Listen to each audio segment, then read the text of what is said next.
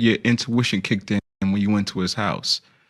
Did you find him deceased in the kitchen? I found both of my parents. Yeah. Wow. Yeah, I discovered both of my parents, going in and checking on them. What goes through your mind when you see when that happens? Well, I tell you what does happen. I'm gonna tell you, since you asked, I'm gonna tell you what does happen. Hmm. Uh my faith and everything that I have read from the word of God took over. There was a supernatural sense of peace. There was no time to break down, start crying, getting out of my mind, what's going on, what's happening, screaming and kicking. Nah, I had a complete sense of peace. And I had to have that peace not only for myself, but to deliver the news, to my family or whatever. And God has never let me down, ever. It's about to go down. Michael Sean and the Takeover Legend Morning Show is back Monday through Friday, 7 a.m. to 9 a.m. Michael Sean, that's me. Jay Black, Sexy Mo, C Chung, and celebrity guests that you get nowhere else. That's right, but here on Michael Sean and the Takeover Legends. Go to our YouTube page, Michael Sean and the Takeover Legends, and check the exclusive situation all the way out. Or catch it live. Get your comments on Monday through Friday, 7 a.m. to 9 a.m. Michael Sean and the Takeover Legends are back. Michael Sean and the Takeover Legends, where the truth hurts, but also makes you laugh. Baby, tap in.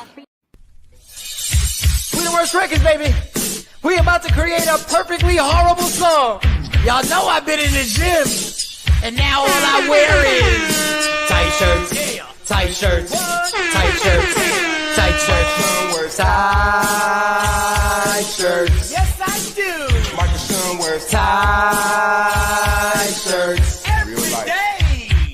I wear tight shirts because I'm working out some. And if I wear the right size, you won't see none of my little cuts in my arms or whatever. Short sleeve tight shirts in any type of weather. People talking trans when they see me in the street. Your shirt's so tight, we can see your heartbeat. Man, clown me if you want, I'm sticking to my guns. And when the summer comes, it's gonna be fun. You can crack jokes and treat me like a jerk, but one day you'll see my six-pack right through my shirt. And even if I wanted to, I just can't stop. I just might rock an Ezekiel crop top. Whoa.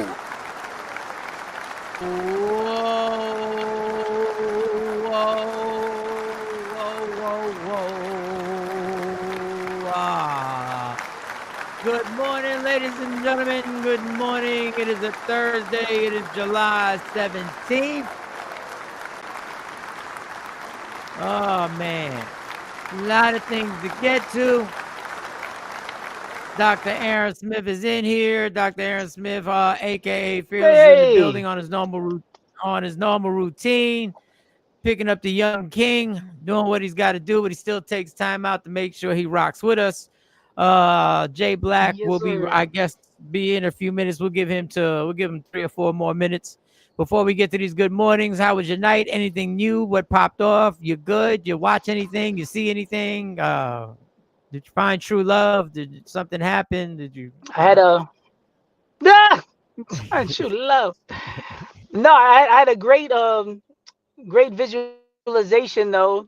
As far as the show, sometimes I'm visualizing, and I was thinking about just some of the different things we've been doing, and I was laughing to myself about you and Coco going back and forth, and how hilarious the show ended when you ended the show right at that moment. And I just laughed to myself, and I was thinking, yo, that's what makes the show good, when you can give those kind of moments and that kind of energy. So I laughed to myself. I imagine what the listeners experience, and I was like, yo, the show was going places.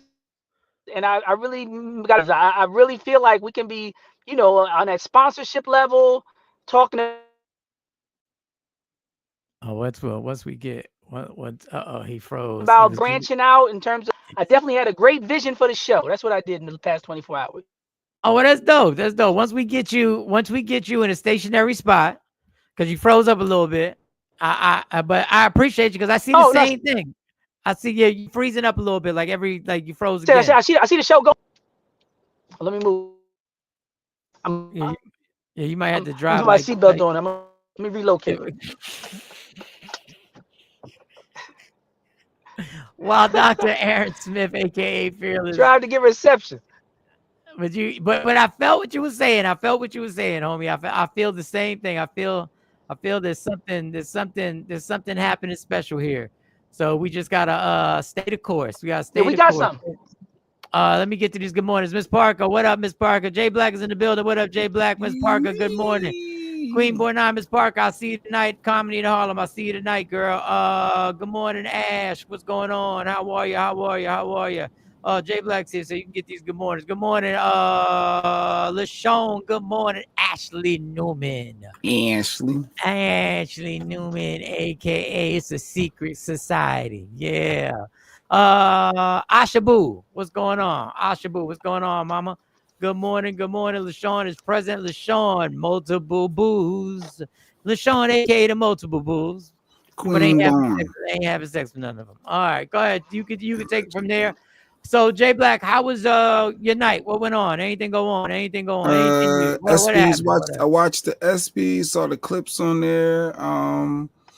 Cut the grass yesterday, Lady Q. Shout out to Ash Bash. Ash Bash reached out to Lady Q and sent her a clip of this conspiracy that Mike had been on for the last 2 years, it feel like year and a half, about Barack and Michelle breaking up. I think I got the clip. You got to click good because Ash like make sure Mike Sean see Barack supporting his wife and them addressing these fake conspiracy theory Michael Sean's out there about them breaking up. Yeah. So shout out to Ash Bash. I had to go watch the Michelle Obama podcast with her husband Barack because they're not breaking up, and Mike has been running with this theory. I'll be right. Yeah, of course he want to leave there, Doc. Because Mike always got a conspiracy. They breaking up. She didn't go with him to this inauguration stuff, and they horrible. Go ahead. I remember that one. Like, you didn't believe that. Girl ain't here. Your girl ain't here. You didn't believe that they was. I think they hit a rough patch. I thought it was a rough patch. I thought they hit a rough patch, like most people do. Things happen. There's ebbs and flows in relationships, but I didn't think it was a divorce or anything like that. I didn't think it was over. I just thought they were going through what they was going through because that's what people do when they marry. They go through stuff. Yeah, well, every marriage. Lady Q was hollering at me yesterday. I don't even remember. Yeah, no matter what. Yeah, like it's always something. But it's always something. But yeah, so I did that. Did you watch the ESPYs a little bit yesterday? Always. Did you watch a little ESPYs? I don't. The funny thing is, people always assume that I'm into sports, and I'll be like, I can't do all these things at the same time. Even my dad be like, "You saw the game?" And I'd be like, "Dad, unless it's like the Eagles and it's like the playoffs of the Super Bowl, I probably ain't catch it." Yeah, I'm out the loop. That is a little odd. You don't watch football, but all right. Being a man that don't watch football. All right. I'm thinking. I'll be in a barbershop and they be like, "Right?" I'll be like, nah. Word, what you said. I guess he asked people about some what pyramids or something. I tell you how to read a book. I tell you I got these master degrees and doctor's degrees. I can tell you how to do that. 1856. You're like, nah. Okay, we're 49ers. That's what we talk about today. So the theme was thankful. I think I see looking at the comments, people saying what they was thankful for. Mike asked people to tell you what they're thankful for. Yeah, Thankful Thursdays. Okay. I'm thankful for fellowship. Yeah. And I told Mike about I had a vision for the show going to the next level. So I was thankful for where we were headed. I said we're on to something, and I see big things in the future for the show. All right. Yes, I said big things in the future for the show. Barnes back up or something.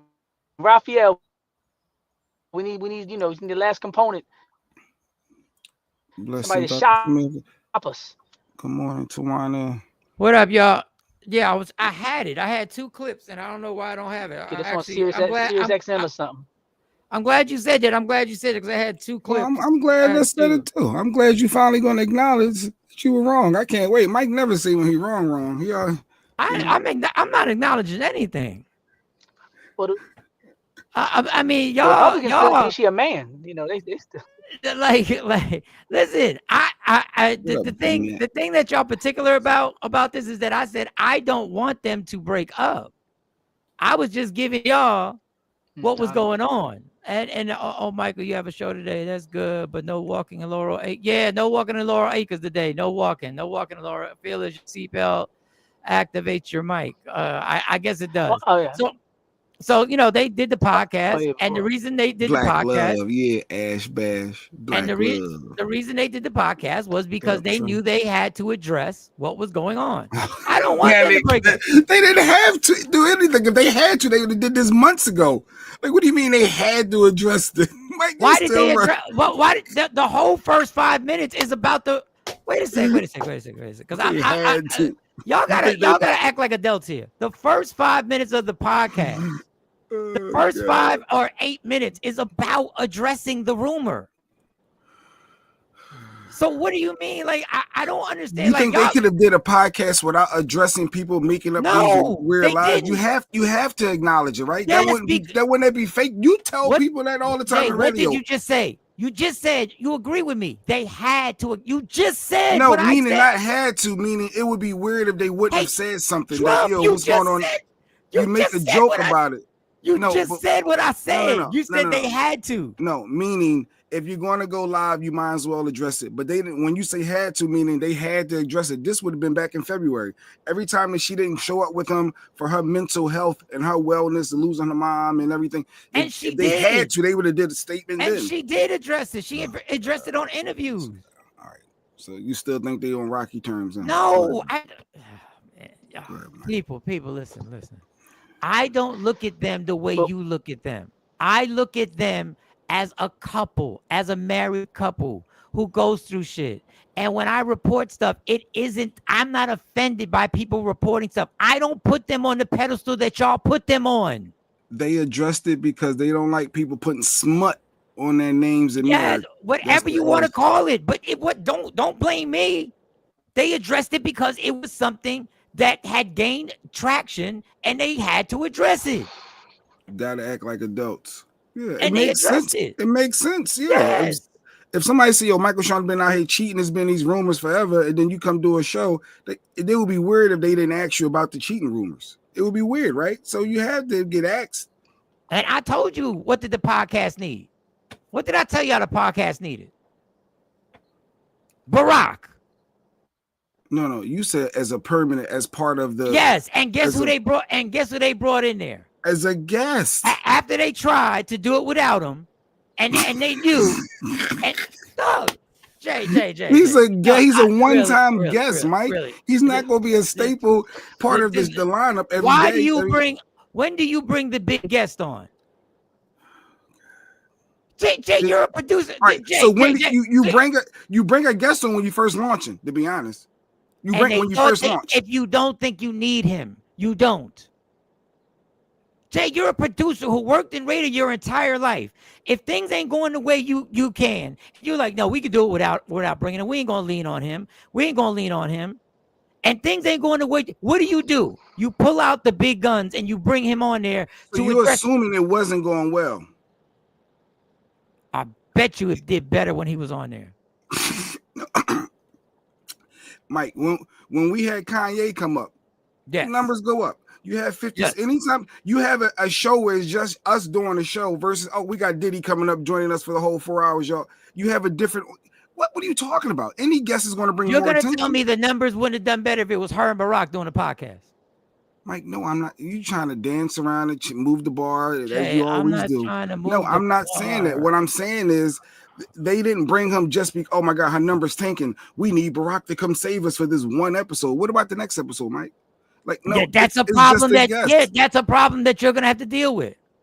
Really, it's none of our business with the status of somebody's marriage. Just pray for them and leave them alone. Listen, I treat them the same way I treat every story. I treat them the same way. I don't do what y'all do. They not on some hierarchy of marriages to me. I don't look at them any different as I look at my mom and dad. I don't put them higher than that. Y'all go. I mean, I And don't that's what wish Michelle was breakup. saying. Like their couple goals, but she want people to know that they have a real marriage and they have real challenges they go through and ups and downs, like any marriage. So yeah, she was being real and authentic. I thought. Yes. I thought She's it was realer than y'all. Because when I said there's trouble in the water, there was. No, you was talking about they getting divorce trouble. They wasn't getting I divorced. said that's what was being said. That was what's being said. She admitted she didn't like the man. If I would have said that she didn't like the man, y'all would have been all in a tizzy.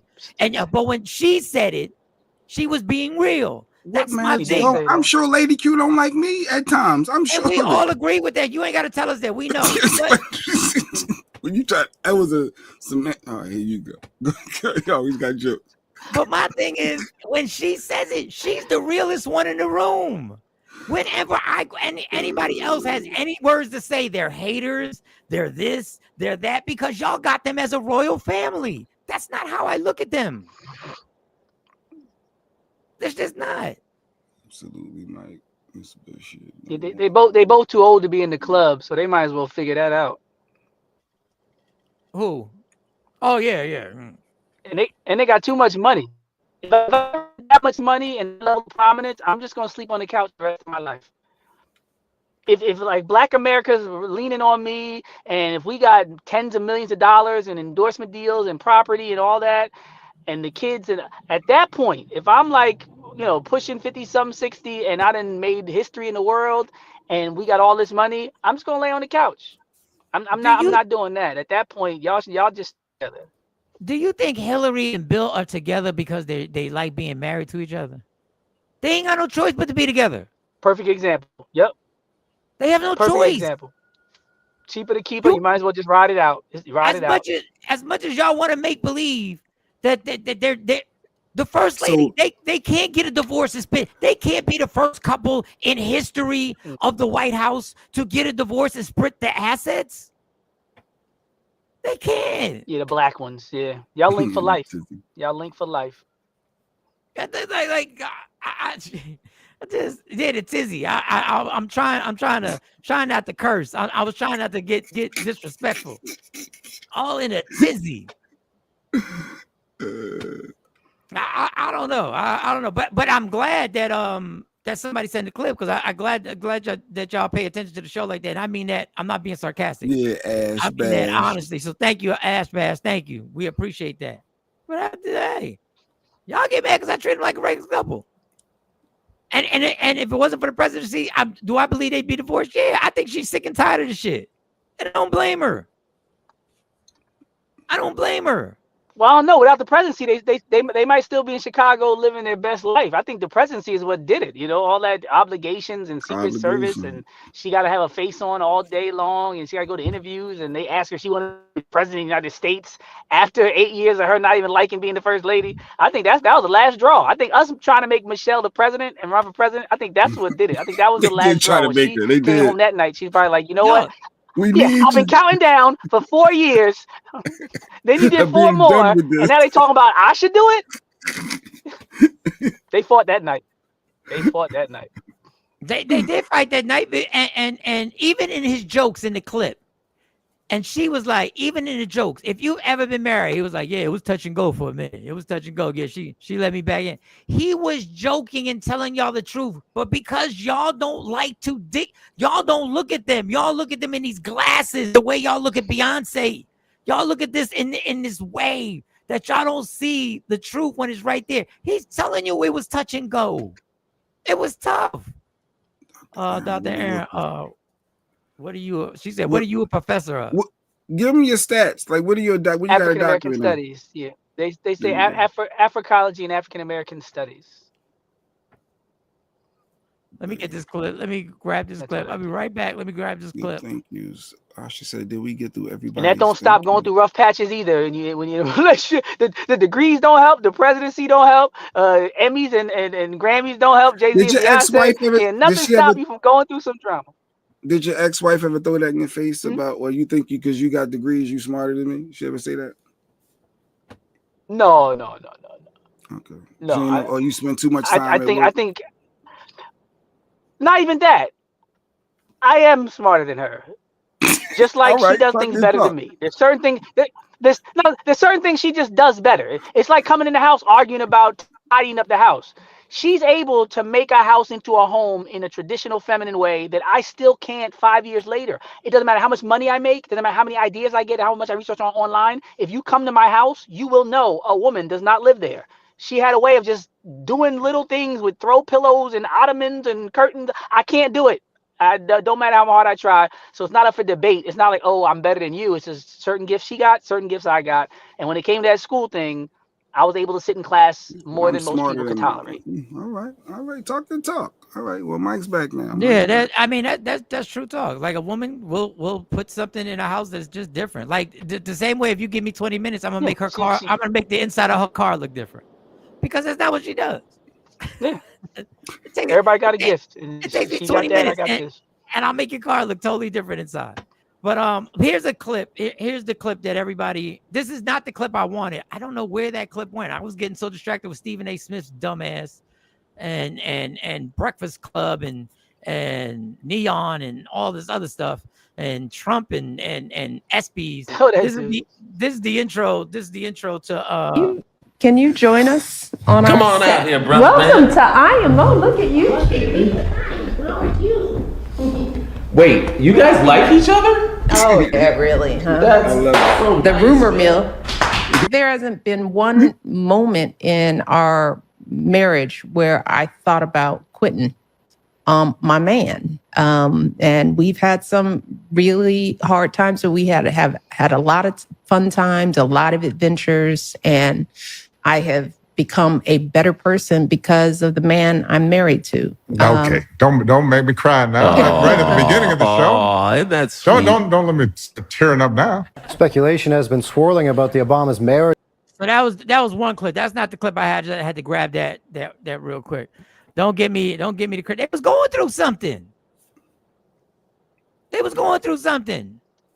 And if y'all sit up here and y'all believe divorce never came up, y'all really be looking through rose petals. Like y'all really be looking at these people on some. I don't get what y'all don't see. They were going through everything that we've gone through.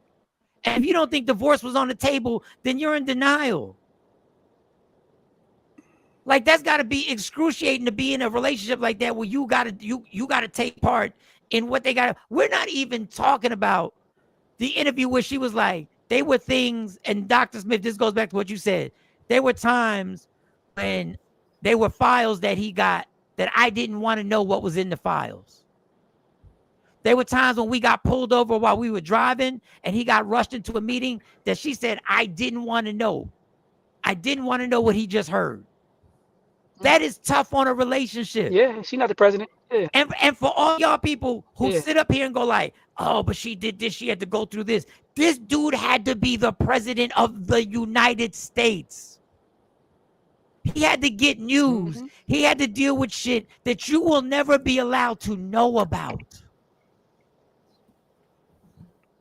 And then somebody complained about him not changing. She was like, and she was a legit thing. She was like, he's never changed diapers. He is dealing with the responsibility of the entire, let's just say the entire world. If he makes a wrong decision, the entire world is affected. And y'all want to complain that this dude wasn't around doing diapers? Good morning, Kay. We were just playing clips from the Jeopardy. The interview, the Mike, now he's acknowledging now. Who do not have sons. So Emma, we are rooting for you because those of us with daughters, we need good men. We've got to have good guys out there, not necessarily to get married, but to make sure that what we're learning, I think, is that when we don't think about boys and just assume they're going to be okay because they've been running the world and they've got all the advantages relative to the girls, and all of which has historically been true in all kinds of ways. But precisely because of that, if you're not thinking about what's happening to boys and how are they being raised, then that can actually hurt women. And I would argue that some of the broad political trends we've seen, not just in this country, but around the world, have to do with this sense of, boys, men not feeling as if they are seen, feeling as if they count. Mm-hmm. And that then makes them more interested in appeals by folks who say, you know what, the reason you don't feel respected is because women have been doing this, or this group has been doing this, or this. So they talked about more stuff other than their marriage. Oh, that's good. So they didn't spend the whole podcast addressing those rumors. Okay, good. So they had substance. No, the substance was the whole first 10 minutes. What are you talking? Like you say you try and act so naive. You know what people want to hear. So of course, Barack is a brilliant speaker and can talk about anything. Like, you know what they want. The intro of it says they're addressing. The reason why the clips are on are because they're addressing the rumors. Like, stop this naive thing where you're trying to act like you know you've been here. We know what we do. We know what the important topic is. Everything else is going to be great. Why? Because he's a great guest. Because he's a great speaker. Yes, they're going to get into a lot. But you know the gist of why people turn that podcast on. Like, stop playing with me today. Like, stop playing. You know this. Because you'd be the first one to go, if that interview, if you were the producer, you'd be the first one to say what we going to focus on in the beginning, and then we can go on to everything else. Well, yeah, you always say that. Yes. Be real. No. Your model. Don't say me. You would say that. Yeah, you have to, and that's gonna be the promo. That's gonna be the clips I'm gonna cut. I'm gonna cut little snippets of them doing this. I'm gonna draw people over here because he said what? They talking like that? They real. That clip you got ain't even a good clip. I know it wasn't. I didn't know what that was. I didn't even know what that clip was. You ain't want to play that whole clip. I still didn't play the whole thing. I was like, what is he talking about? Yeah, you want the drama because that's what people want. They want drama. They want the drama. We didn't want his opinion on boys. You know we didn't want his opinion on boys. You ain't got no boys. You ain't got no boys. You want to know if he was knocking them down. You want to know if he ever cheated on Michelle. That's the stuff you want. You want to cause drama in the black love. You want to break up black families. See, y'all actually, if any infidelity, y'all actually believe 100%. Anybody else in any other relationship, y'all would be like there was infidelity. But because y'all hold it, not saying there is, but because y'all hold this relationship just insinuate it. in a make-believe way,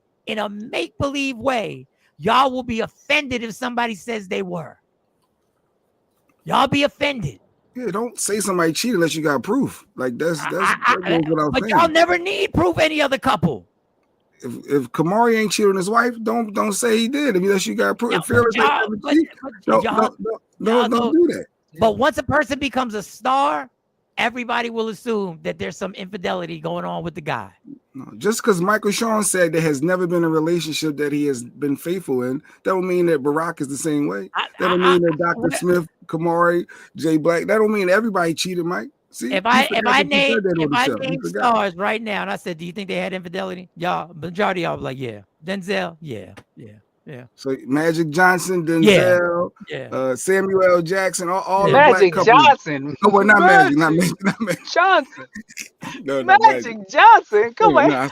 Anybody but Magic Johnson. He cheated death and cheated on his wife.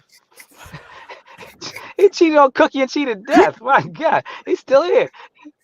Hey, you still here? Are you still here? You got the good stuff. Why is Financial Rebel in the comments, but he's not on the show? Yeah, we waiting for you to hit the intro. He's here. He's here in the green room. We waiting. I was like, why is he on? That's why I threw his name up there. Good morning, Miss Brown.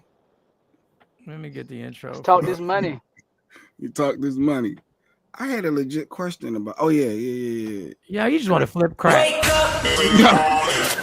It's Thursday time to get your finances together with the Finance Rebel. Let's go. Ain't no stopping us. Good morning. Kamar's in the building. What up, Kamar? I was like, what? Black people. I saw a comment. I'm like, why is he in the comments? I said, is he taunting us? No, I just saw what was going on. I was just ready for the messiness. Nothing messy going on here. I'm just giving out points. I just want Mike to respect Michelle and Barack's marriage and let that be. But Mike always want to add extra salt and I don't add sauce and you know what y'all do? What y'all do by putting this on some hero worshiping? What y'all do is y'all put y'all make it more difficult for a person to have a regular marriage. Why? Because y'all put them on a situation where you're like, that could never happen. They're just people. What they do don't make me shit. No one said it could never. It just didn't. There was no proof. You can't be having allegations out there unless you got some facts. I'm just saying the way y'all look at this, like I just mentioned a whole bunch. I mentioned any other celebrity, any other powerful person. I'd be like, you think they cheated? Y'all be like, yeah. We know Barack went through when he was president for those 8 years, and we know they was trying to find any dirt they can on that man, and then he still they didn't. Let that be. Now you still even afterwards. That is part of it. Like they was all coming at that man. That part of it's the microscope. Well, he was under a microscope, whereas most people believe if he did it, they would have told us because they wanted him to be flawed that way. That's part of it too. Like if he was cheating, we would have known. Yeah, he was just from the mountaintop. That might be the difference. Oh, he was just as brilliant as he was in everything else. Oh, he was just better than everybody else. Secret Service and all the spies. He just better at everything. And I'm not saying he does. My whole point of this, and I want to get back to this point, is that we do this hero worshiping, and we put people in situations where it changes our view on common sense. And we do this with everybody. We do this with celebrities. We do this. Jay Black does it with Jay-Z. He gets offended and grabs his teddy bear. You're not going to talk about my Jay-Z. He's the greatest rapper in the world. It has nothing to do with the fact that he sold out Colin Kaepernick. That has nothing to do that he was in conjunction with the NFL and he said we're past kneeling. That has nothing to do with the person that runs his business. One of the main people was a whistleblower and a former cocaine drug dealer and literally was on witness protection and snitched. It has nothing to do with what he's done in the industry. But he's my greatest rapper in the entire world. Y'all don't want to see nothing because y'all want to hero worship. He's the greatest. Thank you, Doc. He's far from the greatest, in my opinion. Kendrick's better than him. Off the muscle, Kendrick's better than him. But we're not going to get into that because let's stay focused. Let's stay here. Wow. Talk this money. We're about to go down off the top. He's one of the greatest. And being the greatest is subjective. You got a checkbox that other people have a different checkbox. That was subjective. Some people say LeBron, some people say Mike. And you can make arguments for both. The fact of the matter is that we put these lenses on that it blinds everybody. That's why we get so depressed when we find out something. That's why everybody falls apart when they go, oh, that's what happened. That's what was going on. Yes, because they're just human beings with flaws. Yeah, they say don't meet your idols. Yeah, don't meet your idols. Or matter of fact, don't make somebody your idol. How about that? All right, so what's this about this race? What's this race I keep hearing about? Oh, so there was a conversation that Mike and I had about I guess that was the no segue zone of all time. That was the no segue. That was the no segues. That was the basically me and Mike racing each other. And then they included and they included you and Dr. Smith. So it's going to be a 40+ the battle. No, they didn't include me. They didn't include me. They did not include me. I'm telling you right now. I'm not racing Fearless. I'm telling you right now. I'm not racing. I'm not in it. No. I'm the officiator. I'm blowing the whistle. I'm blowing the whistle. I'll be at the finish line.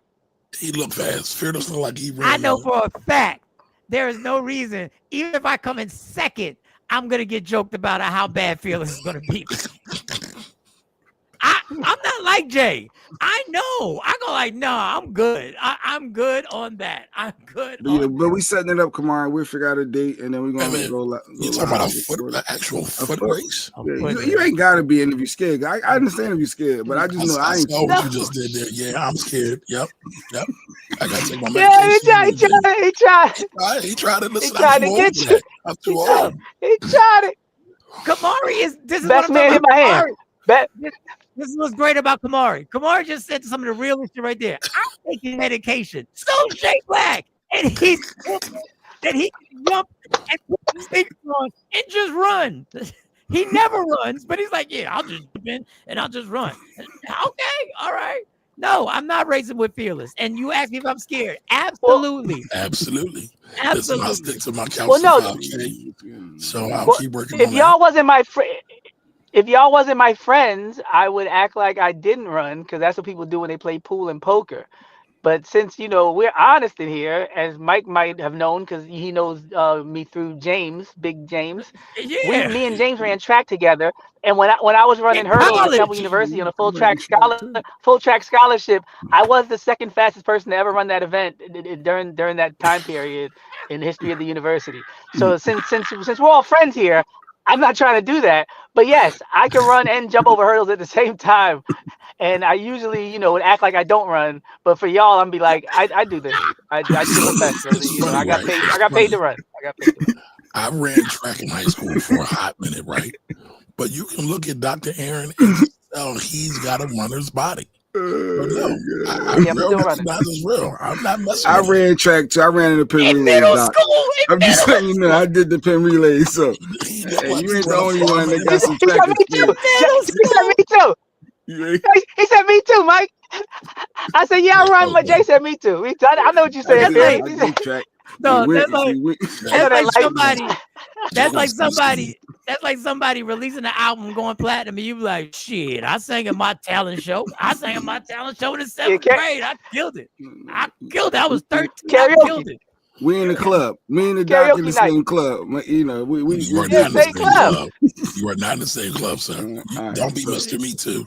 Don't be Mr. Me So Too. we're gonna I have this went 40 down. plus race. I went down City Hall. So me and Barack, we in the same club. I was at the town hall meeting last week. We do the politics. We No, all politicking. Politics as we usual. all here. We all politicking. We all up in here. We all. What you talking about? What you talking about? But I anyway, feel you, Kamari, Barack. I feel you. You that's got a where the race. Porsche. Oh no, you got a I will Porsche. listen. You got a Porsche. I got a Kia Forte. But you know I got a sports thing in the Kia Forte. It's got a sports shift that I can shift into. We both driving sports I got cars, the. son. We both out here driving sports cars. All right, so listen. VIP section When in y'all that do club. it, when y'all do it, I'll bring the snacks. All right. Bring the I'll bring the snacks. snacks. I'll bring the snacks. We're gonna do it, but Mike kept talking that talk, so that's where it came from. Mike talking that talk, and he think it's sweet. Like I know I can Wasn't race. nobody I even know I can talking to run. talk. It was just as Jay Black. We doing Jay 100. Black gets into something that had nothing to do. This was innocent. We were just talking. All of a sudden, Jay Black started talking about middle school and running. And I went to the Penn Relays and don't know what time. He don't know his time. You know, if you was a runner, you know what your time was. I know the 200 was we don't my even best know if he event. won. The 200. He's never said he 200. won. Then I did the relay, the 16. I did Did the you pecan. win? Those are my two main you events. win? The 200. Yeah, we won. No, did you win? I don't remember right now with the. I remember the 16. I remember the relay I won. I remember.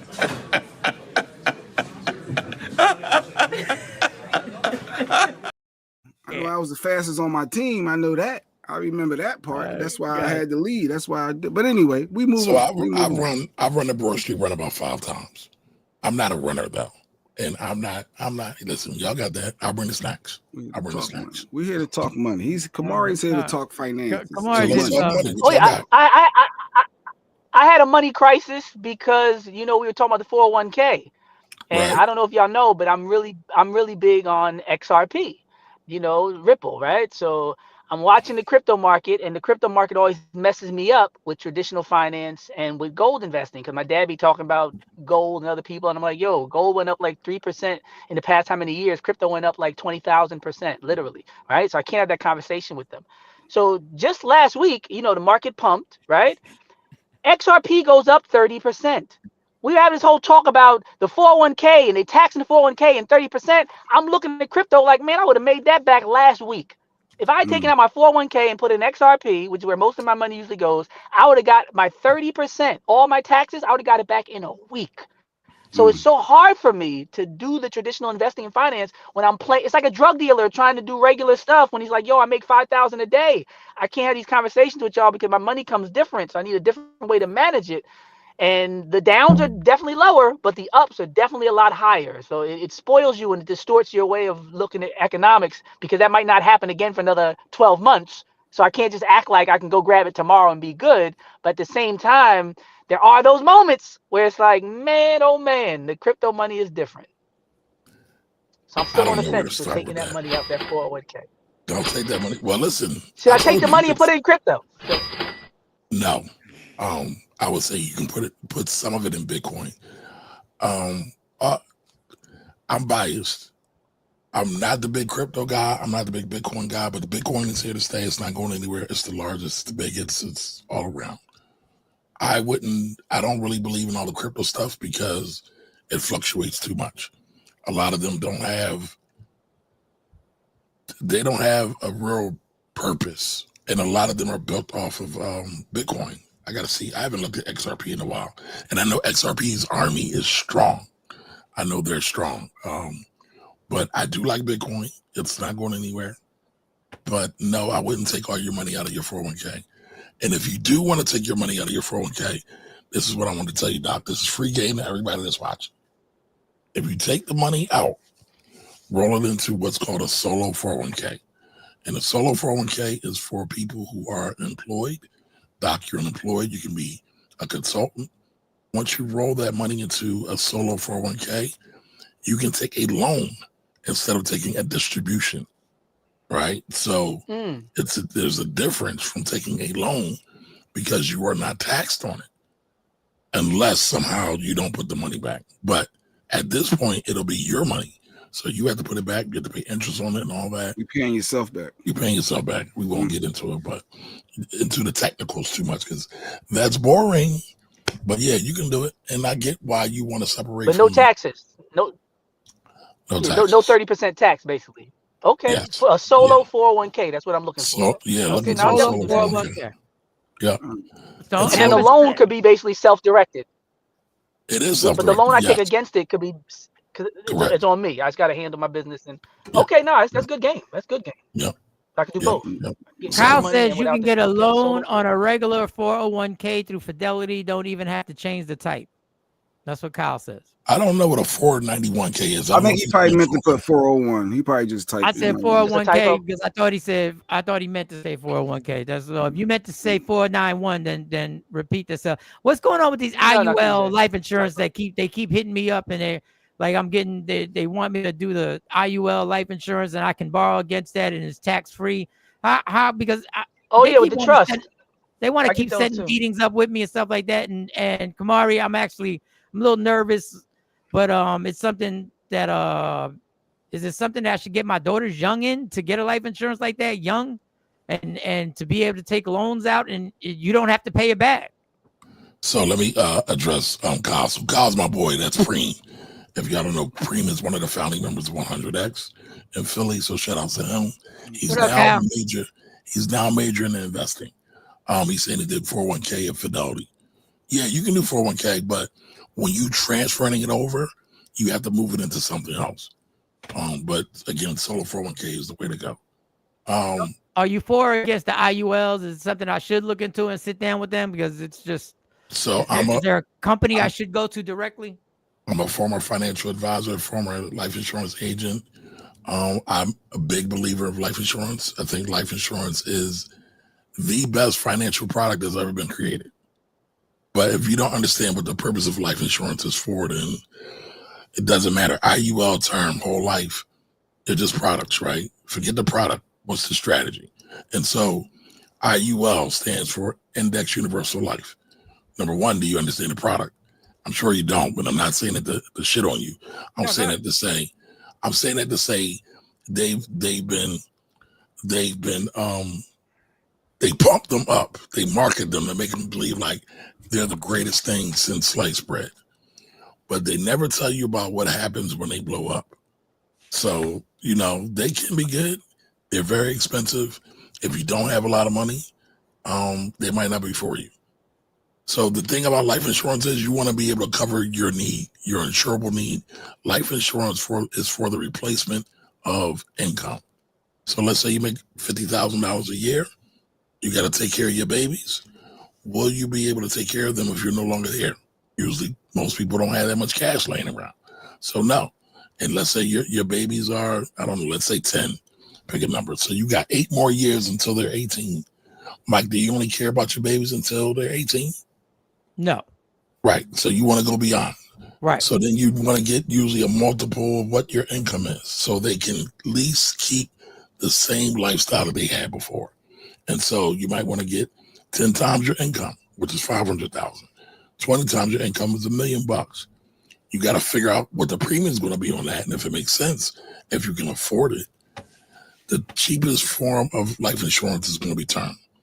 IUL is going to be a lot more expensive. And so again, you got to figure out, what do I need? What's the price of it going to be? And can I keep it and maintain it? Because what happens is people buy these life insurance policies, they run out of money, the policy blows up, and everything's gone. But I'm a big believer in life insurance. My dad brought me a life insurance policy when I was 3 years old, and I just found this out. Nice. So if I could afford, let's say roundabout number, and I'm not saying no problem because I'm not trying to flex no. Let's say $300 a month, I could do the premium $300 a month. What type of life insurance would I be able to get at 54 years old right now? You can get term, you can get whole life. You might be able to get an IUL. You might get what's called a variable universal life policy. You just got to see. But I usually don't like the IULs and all the other stuff because they're really tricky. And I don't like playing around when it comes to life insurance.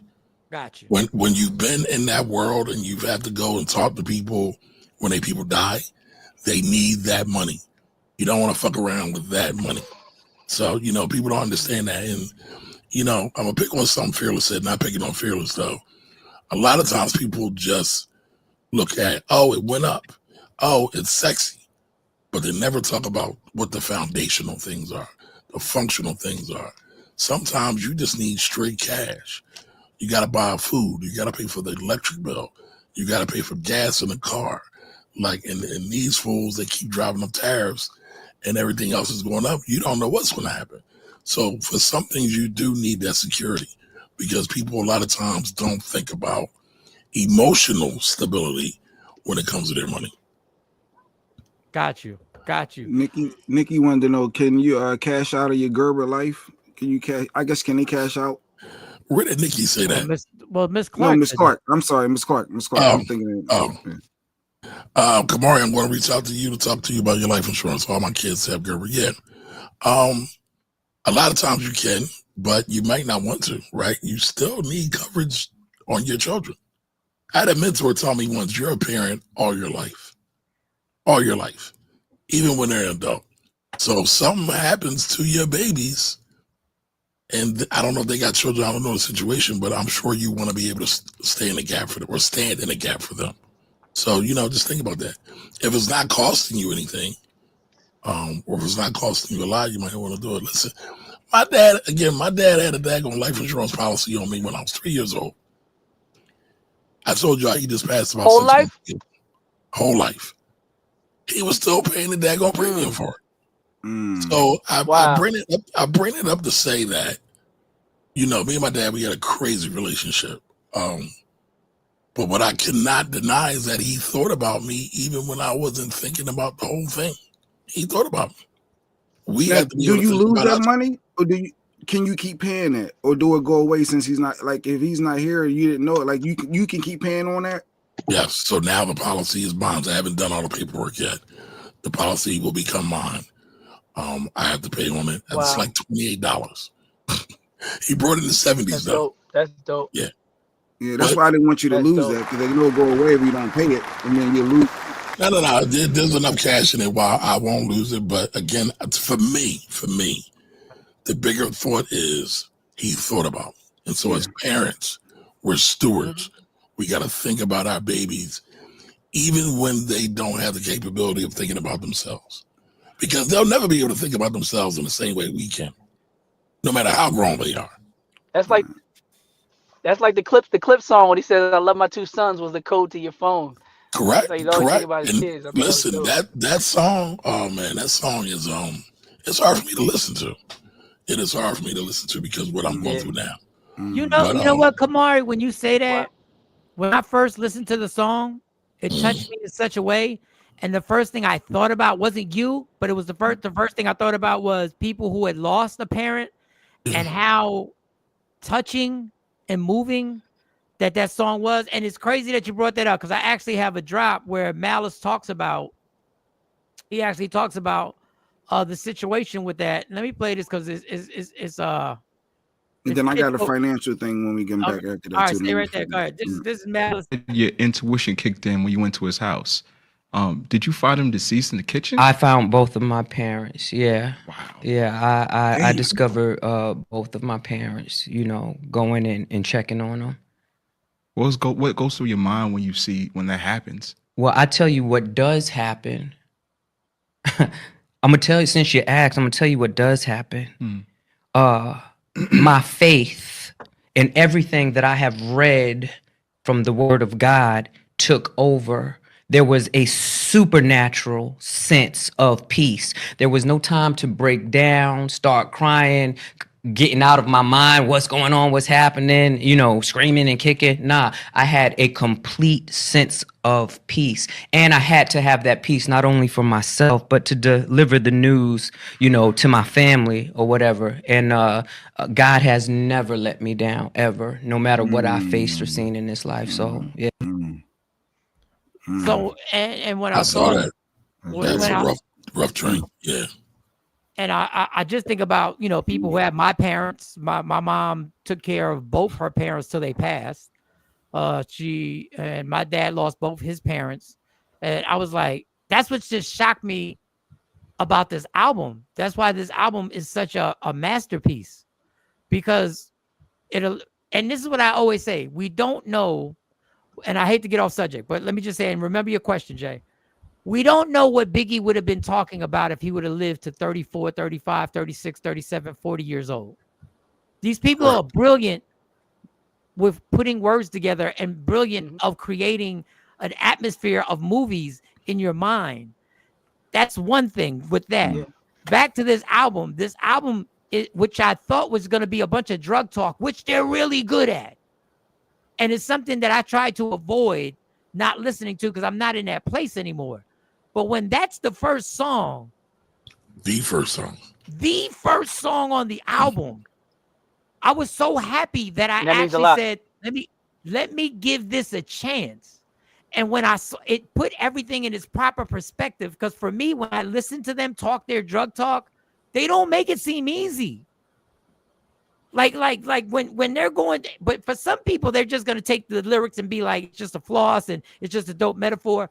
This was a lot of shit that they went through to actually live this life and to survive this life. And they say it, how blessed they are to survive this life. And that to me just made it a whole masterpiece that I listened to. And every time I get in the car, I wind up getting stuck on one song because I still keep going. And it doesn't matter what the song is. It could be POV, it could be Whips and Chains, it could be Birds Don't Sing, and it's a dope piece of work, yo. And I just want to say that. Jay Black, what was your financial question for Kamari? Wow, that's an interesting segue. All right, no segue zone. We need an alert. No segue zone. All right, so No financially, so I guess the administration. All right, so I always file married, right? Because it's benefits when filing married. But the wife was telling me, I guess now there's a thing, because she has student loans. I don't want no parts of the student loans. It's always never on me. But now I guess they're trying to change it to where as though my income needs to be reported with her, which obviously changed that whole dynamic. And then is a way to keep us, I guess, trying to get us to pay for stuff, keep us down and keep the middle class down or whatever. But is it best to file? I don't want to have nothing to do with somebody's student loan.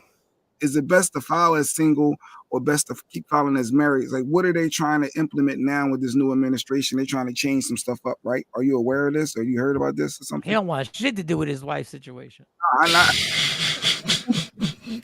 He went on the wall. I knew he was. He want to be separate. He said, yeah, till death do us part. But when them student loans come around, fuck that. I'm out of here. I'm filing single. Separate but equal. He's separate but equal. See, but now you can file as married, but it has nothing to do with you. But they trying to change something that she was reading that it will. They want my income. They put my income. They gonna say, oh yeah, you good. Y'all can pay this. No, ain't no y'all. Like that was her student debt before. Like you get what I'm saying, Kamar? He said it's her debt. Yeah, so that was always the case though. So here's the thing. And I did a video on this. A lot of people in our community like to get creative with their marital status, with their relationship status.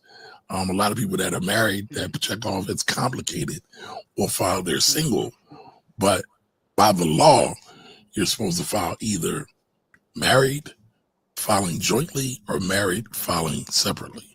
Now, if you are separated, if you've been separated for the last, let's say, 6 months of the year, and there's babies involved, you can file head of household. But Jay, for your question, yeah, normally your income is going to be intertwined with Lady Q's student loan repayment. But it wasn't that way prior. Like we were fine. Like we've been good. Now they trying to they might have not accorded. They might have not accorded. No, you can. She got her own thing. I forgot. No. Hey, you're married. There is no such. No. Jay, you can know all you want. They just didn't catch it yet. No, I don't want to file married if I got to pay. That's a lot to one purse. They trying to keep us down. Is this they making changes right now? That's what they're trying to. All right, I don't know how to say it, but she was reading something, and I was like, no, well, don't put me with you. Like I don't want nothing to do. They trying to break. Well, they got to get a divorce on paper and then rematch. Like, what do we? Because there's no way I'm going to be on the hook for. She owes us. It's not about you being on the hook. It'll just change her repayment fee. It will change her repayment level.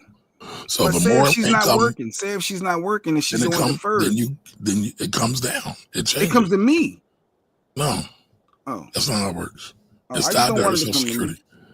But listen, you don't want to stand up for your boo. The ugly truth behind Jay Black You don't Green. stand up for your lady. You just exposed the ugly truth behind I don't believe in college and getting in debt at a young age. They give you all this money when you're young, but you can't get a car loan when you're older. You can't, like, they want you to be. That's not my ministry. I never believed in college. I never believed in getting yourself caught all up in debt.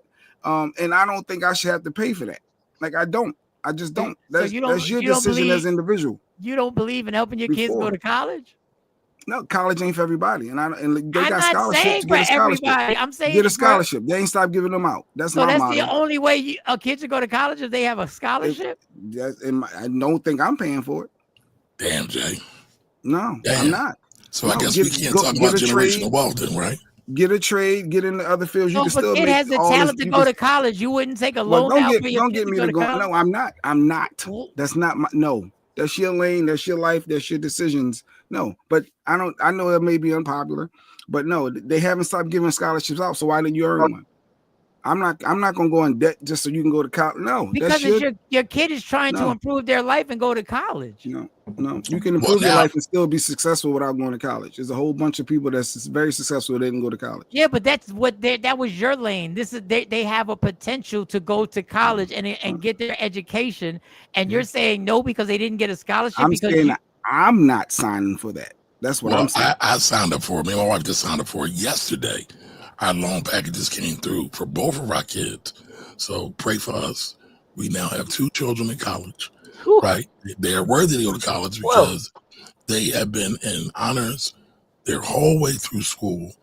Very smart children, very academically inclined. Oh, okay. They got a history and a trajectory of doing what they needed to do the whole time. It was never no dipped out. They didn't get a scholarship. He said if they didn't get a scholarship, you shouldn't sign. No, but you also got to know your child too, because you don't want nobody wasting your time and money. He knows his kids ain't into the party life, and they gonna take it serious. So that changes things as well a little bit. But I know I also know that when kids get free from the nest, they do different things. I'm sure that the good doctor down there will tell you that, right? When they get to college and they free, things go a little crazy. So I got to be prepared for that. But no, we took out the loans, we made the money, we're paying the money, and we got some scholarships too. So, and we're going to keep applying for scholarships. So yeah, more people should be applying for scholarships. Kay had a question. Is that a legit question? I started noticing that some forms include partnered now. Wondering if that will ever flow down into the tax code or the tax forms. You said tax code. Yeah, so the tax is based off the tax code. By the way, Congress directs the tax code, y'all. I know a lot of y'all be mad at the IRS. Them people ain't got nothing to do with that. They just trying to do their job. Now, some of them be doing it mad, wrong, and mean. But for the most part, they just trying to do their job. Will partner flow to the tax code? I think as we get more progressive people in Congress, maybe. But if we got these old crotchety ass people in there, it's going to be the same for a long time. For a long, long time. You want to be a doctor? Thank you, Evergreen. All right. What if they want to be a doctor? Jay said, "Fuck you." I'm not. You gonna figure it out. I'm not putting myself in debt. I'm not over here. But if you see the kid is doing everything they have to do, but didn't qualify for a scholarship, you're just saying no. I'm not going to support you. I'm not saying I want to go support you. This is your journey, your lane. But they have no money. They have no money. I'm sure there's other ways. I need you to be resourceful. Figure out other ways that you can do this. If it's a community college to start, if it's something that you can do to get you to your goal. Don't be relying on somebody else to go in debt. So what if they need a loan for community? What if they need a loan? What if they need a loan? No, let the doctor talk. Well, I have a question. What if they need a loan for community college? Because some people need a loan for community college. I've went to the colleges. Some of the money that you still got to spend for semesters, they're going to need a loan. So you wouldn't sign for them if they showed they worked hard, they showed that they were responsible, and so you just said you'd be like figure it out on your own. I can help guide you. I can help give advice. But me committing myself to your student loan debt for life in hundreds of thousands of dollars is not ideal and not my ministry. But go ahead, Doc. You were saying, because Nikki even said, I agree with you. She didn't sign up for Parent Plus loans. Like, no, everybody ain't built for that. Everybody don't want to do that. Well, if you had your grades right. I'm probably not. Nikki didn't say she went to Temple, and now it's free. So she's involved in the process in a major way. Go ahead, Doc. What were you gonna say? You're not the one to what? Well, I'm not signing up for those kind of loans either. One thing I will say is most schools now, and even community college in Philadelphia, if you get a certain GPA, most of these places are offering programs with free education. And there's a lot of state schools where if you're exceptional, a lot of state schools are giving full scholarships, but there's a lot of places that are giving heavily discounted and even free education for state school students who get a certain GPA that aren't necessarily like what Kamari was talking about. My niece goes to Georgia State, and Georgia has a whole program where they're trying to keep their best talent in the state. So they're like, yo, anybody in that top 5 percentile, whatever it is, y'all go to school for free. And they're going to like amazing schools like Georgia State just to keep people from leaving and going to all the other places. But a lot of state schools, especially community colleges, are saying if you get like a C+, a B-, you get a free education. And that changed a couple of years ago. I don't know if you saw, Brother Kamari. They made a major announcement with CCP, and a lot of schools that were similarly, they're like, yo, even that place like Harvard's like, yo, if you got a 4.0 or 3.9, like you can go for free if you're low income. If you make under like 100,000 collectively, and like a lot of schools now, things have shifted where if you, like Jay said, if you're doing what you're supposed to do, nowadays there are opportunities where back in the days you can get a 4.0 and be like, I got accepted to Harvard, I can't go. That's not a thing anymore. Now it's like if you do, go ahead. And that was recently. Lawrence, go back to Lawrence's comment about the one before that. The one before. Shout out to Lawrence. That's the finance. That's the finance grill right there. What up, Lawrence? The kids will figure. The kid will figure it out. Lawrence, that's Kamara's boy. He's got thin skin. You ain't gotta soften it up. The bullshit of that statement, the kid will figure it out. This is half the problem. This is 90% of the problem of kids get in trouble because they try and figure it out on their own. So my biggest problem is that in my life, when I was 18, 19, and 20, I tried to figure it out. And most of us in these squares tried to figure it out. And did some real crazy shit that we're lucky. We're lucky we're still here. We are lucky. I'll speak for myself. I'm lucky I'm still breathing with the mentality, the kid will figure it out. That is such an oxymoronic statement. The kid will figure it out. Young adult. No, the kid. When you were 18, you're a kid. Let's not get it effed up. But like you said, the amount of parents with over 50,000 or more in student loan debt is wild. And like I agree with that. But I agree. I get it. But listen, if you have kids, this is an investment that don't stop. I'm talking for myself, not to Jay Black. I don't get to pick and choose when I'm going to support you. In my life, I'm supporting you and I'm going all out and putting it all on the line for you. I got you. I put my And own. I would pay argue it's my, different. It's but different they're with different daughters because ways Mike got now. daughters, and no, but I got a daughter and a son. I feel differently about my daughter than my son because Mike is right. When it comes to my daughter, we ain't figuring nothing out, falling around, and no, it's a little different when it comes to my daughter than it is my son. So if you ask me about my son, he bump his head, it ain't the same. My daughter ain't gonna be out here bumping nothing because she gonna come back with a baby bump. Like, we not doing that. So I feel Mike because You ain't Mike comes from a relying on different no position. Negro. Ain't no just gonna figure, ain't no just gonna figure it out and no, we're not doing that with my daughter. So I Double feel you, Mike. standard. Nah, not the girls. And Yeah, I this agree isn't with effect in my family. and I agree with half of what you said, because the reason why dudes fuck up so much is because we're allowed to bump our heads and we're told we're going to figure it out. That's true. And the bumping of the That's head true. sometimes leaves CTE, and it's permanent damage. And I'm not, and it feels I'm not Facts. directing this directly towards you. If I'm getting like emotional hype up, it's just because this is how I No, talk. you right. I got it. I got CTE from bumping my head a bunch of times too. You speaking facts. But no, like Jay said it right. It's not that it's fair. It's a double standard. I'm just saying I'm part of that double standard. I'm not saying it's right. Yeah, I'm but not Jay saying it don't helps the count because guys Jay at don't all. care if you I might be a victim of. Jay don't count. Jay don't count because he don't care if you're a girl or a boy. He's like, you figure that shit out on your own. I don't give a fuck He if not it's a No, it paying. is woman. more compassionate. He don't give a No, damn. no, it's more. So I ain't paying. listen, put up Lawrence's comment because that's a topic that we don't talk Wait. enough Let about. me read, KJ. Okay. I wish more of our affluent people of color would start pooling money together for our kids to obtain scholarships for kids. Got it. I Go. agree with that. I so agree with that, There you KJ. go, Mike. Keep going. Keep going. Oh Get yeah. you other Sean, comment. my daughter did, and Temple gave her the most money. Good. God bless her. RU, the state university, is one of the most expensive, and we will only give money if you're destitute. Damn. We should not be Yeah, allowing you do our got to be kids to, poor to get these scholarships, even CCP. that's a problem. Yeah, we should not be allowing our kids, because then if you're not poor, you will be poor soon. Your parents will be poor after we get done with you. But we should not be allowing our kids to fall victim to this predatory student loan practices at 7, 18. There is no idea why they are signing, nor do they understand the financial They implications. don't get it, but they give them all that money. But you want the parent to get caught up. Who can somebody get caught up? I get what you're saying, but Jay, you just don't want to fuck with anybody's student loan, including your wife. So stop. So Keep stop. going. So Let's get stop. caught up. Jay Black, your wife can apply for the loan forgiveness. We applied. Mine was forgiven. Thank God. Go ahead, Miss Edie. Shout out to Sleepy Joe. Being financially unstable in retirement with loans will be a burden on your adult child. Yeah, I just didn't like the kid to figure it out. That's interesting.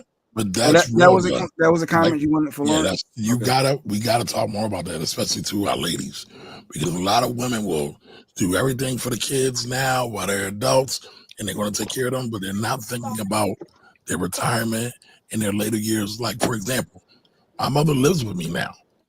I would never say she's a burden, but it's definitely something I got to think about, right? And more of us have to think about that because we are in the sandwich generation. Our kids are young. They're going to be dependent on us. And a lot of times our parents are going to be dependent on us as well. So there is something to what Lawrence is saying, y'all. Don't throw it away so quickly. Oh no, I get it. I do that. That definitely is a good point. Depends on the level. My filed divorce, still remain committed to the relationship. My colleagues filed divorce and still remain committed to the relationship. Okay, I think that's Edie hit beautiful. live. Edie, I think she's behind. I did not pay for any student loans either for my children. I made sure they went to school every day, got good grades, and got scholarship. God bless. Full ride. Some parents do go into external debt. And I will say this, Asha, another thing on that comment that she put up, put that up. There are a lot of parents who didn't have the skill set to make the proper environment for like you did for a child to get those good grades and got scholarships. And that's I'm applauding you. Bro, a lot of parents are just like, yeah, go get good grades, but didn't set the environment in order for them to get the good grades. You want them to good grades, and you want the ruckus and the craziness to go on in the house at the same time. I will be unpopular with J. Cole. No loans for kids. Birth them babies ain't going into debt for them. I told them. I'll be J. Cole. Miss Edie called me J. Cole. But yeah, she's like, I ain't doing that. She said, not today. Well, my thing is then you shouldn't have had kids. Not today. They're gonna figure it out. I can guide them. I can give them advice. But getting that, do you think that's weird though, Mike? They give you all that money at 17 and 18, but yet you can't get a freaking credit card or a car loan or a mortgage. God. You can't get that, but they give you all that debt at 17, 18. We know it's a rigged Crazy. scam. We know it's a financial It's scam. not a scam. It's not a scam. No, It's but not a I'll scam. tell you where it's a It's scam. not a scam. No, I'll tell you the scam. Education right. should have never been a business. We should have never had to pay for education. That's the scam. That's a separate thing. That's a separate thing, and I agree. I agree. Sean, that's crazy. She got. But there have been. Go ahead, Doc. I was going to say there have been some legal precedents that make this conversation nuanced as far as a scam, because predatory lending has been confirmed legislatively. So maybe it's not all a scam, but there are very predatory lenders that do speak to what Jay is saying, where you get on these college campuses, you sign something, you know what you're signing, they give you a credit card, they give you a t-shirt, they give you a loan, and there have been court cases that have found that laws have been broken and, you know, repayment must be made because they were a scam. And I was in college during that time where all these tables started popping up on campus and you just sign things for a little gift. Yep. And you get into debt. And so some of it, I'm not saying it's all a scam, but there are definitely predatory elements to the loan system and the credit card system when it comes to college age students. They do prey on us, you know. I'll say so that's not what I'm pushing back on. I'm pushing back on this idea of why is it so easy to get college student loan debt, but you can't get business student loan debt, you can't get car loan debt. And I hear that all the time. But there's an economic reason for that, because the government helps subsidizes student loan debt. The government should subsidize student loan debt because we don't want a whole bunch of dummies running around. Well, we already got that, by the way. But we don't want a whole bunch of dummies not having access to education to then better themselves. That is helping the overall economy, because statistically, people with degrees make more money than people who drop out of high school or who are just high school, who just have a high school degree. So that's one reason. The other reason is when you buy your car, who's going to back that? How does that help the overall economy beyond that one purchase? When you get an education, that keeps going and going and going, even if you don't work in your field that you went to school for. But can't somebody argue that for business owners in terms of job creation? They improving society, creating opportunity, improving the economy, boosting it. Like, I should get a business loan based on the same criteria. I'm helping out. I'm helping society. I'm lifting everybody up. But usually, most business owners don't employ anybody. Most businesses fail within the first 5 years. So yeah, and the tax. By the way, but hold on, Doc. You got a point, right? The tax code the tax code is written for people who have businesses who do things to inspire the economy to grow. That's why business owners get all these breaks. They get all the favoritism and all that, because again, the economy needs business owners to do their thing. All right. Yeah, but most of these students, I hate to say this, I work at a college, but most of these students also similarly don't work in their major. So the same stats that you can use for business owners, how most of them, yes, most of their business fail. Most of them don't hire anybody. Well, most of these students, conversely, don't work in their major. So you can say the same thing with these students. Most of them don't come out and become what they're studying either. And I'm not saying that I'm trying to bash college. I work at a college, but there is a case to be made where it's like, yeah, people can make the same points for these students. They're getting these psychology degrees, they're getting all these degrees, they're not working in psychology, they're not working in none of this. They're going to be managers at Target. So it's like you can make the same. I'm not arguing that argument. I'm just saying a similar argument could be made along those lines. I got you. And I kind of mentioned that previously too, right? Because what you learn in college stays with you. Put Asha's comment back up. Go ahead. Put Asha's comment back up. Go ahead, Kamar. Let's use Bill Gates. I mean, it's not Bill Gates. Let's use Steve Jobs. Steve Jobs went to college for iconography, fonts, graphs, things like that. Nobody would think that's good, but he integrated that into Apple. And so he used that. That's just one example, right? There's other examples too. And yes, I know there's a lot of people who went to college who did nothing, just sat on their ass and was like, it's a total waste. I didn't do anything with college. College didn't help me. All right, so Asha's comment goes back to my point. She said they have perfect attendance all the way through school. Homework had to be at the table by 8:59 every night for me to check and sign. Attended every conference / report card. And this is what I'm saying. Shout out to you, Asha. And Asha, that's what I mean. You have to be part of the atmosphere that is created. You can have, and I hate to say this because we always revert back to sports. You can have a star basketball player, but if you never gave them the discipline, or you never gave them a basketball, or you never gave them a court to play on, or you never had any of the essentials for them to develop the skill set, then it's just a waste. So the parents, and it's a lot of pressure. That's why being a parent, when people say they don't want to have kids, I don't say, oh my God, you don't know what you're missing. I say, I get it. I understand. Now read Craig's comment then. If that's the This case. is a sore topic for me. My wife co-signed for student loans, and now my daughter claims she's not in position to start paying them back. So I guess paying her student loan, I guess it's falling on the parent. It's on him as well. And that happens in life. So he had us set up. They did and that happens right. in life. That happens in life. That's part of this. Craig, your daughter in state programs usually support their citizens. EOP, educational and academical disadvantaged students attend for free, so it has to be something for honest students. All right, good. This is a good discussion. This is good. See, yeah, we got the financial. We got financial. At one point I want to say before we close, I wanted to make sure I addressed what Trendsetter said, because he said he paid his way through college.